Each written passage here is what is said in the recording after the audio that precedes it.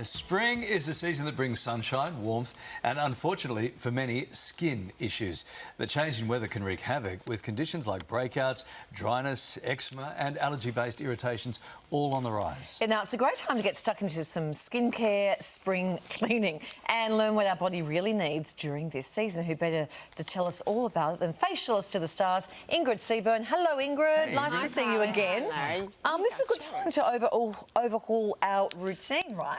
It is. What products do we need to focus on? So just like we would spring clean our wardrobe and our cupboard, get into your bathroom cabinet and just look at all those things that you're really not using and they're not really necessary. So I think the thing is, I always say to clients, it's not the amount of products, but just the right ones. So get it down to a really simple 3-step routine.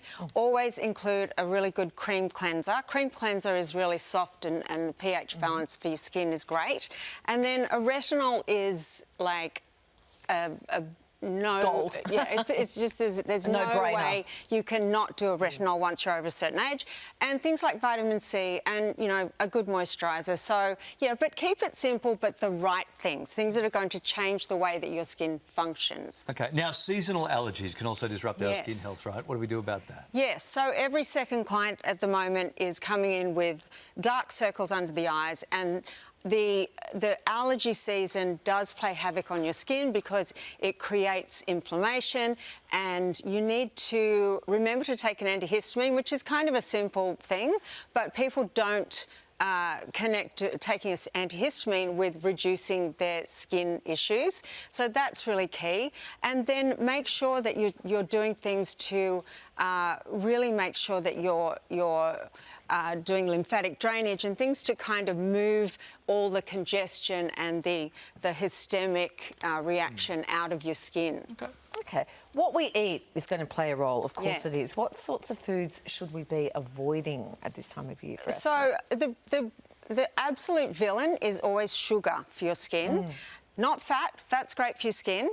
And sugar is something that really actually can actually aid you through a process called glycation. So glycation literally is a sugar molecule invading and taking over a healthy cell and stealing it and breaking it down. So it really is something that if you have a diet that's really high in sugar, you're going to age faster. So if you're going to do anything for spring, cut out sugar if you can.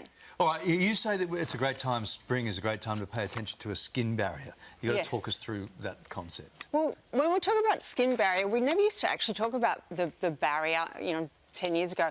But the barrier is really your first line of defence with your skincare. So you have your dermis and then you have your epidermis.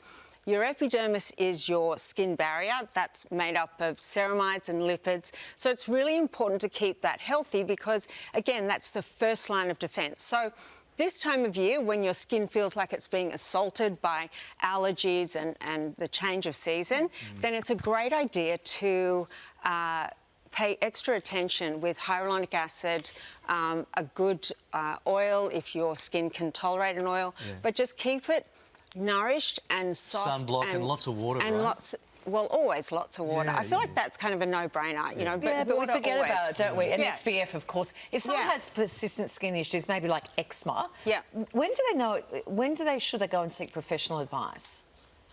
When do they know that you know, like, I really need to get this sorted? Yeah. Only if it's... well, you also get on psoriasis, is it? Well, there's dermatitis and psoriasis, Those are issues that you do need to see a dermatologist about.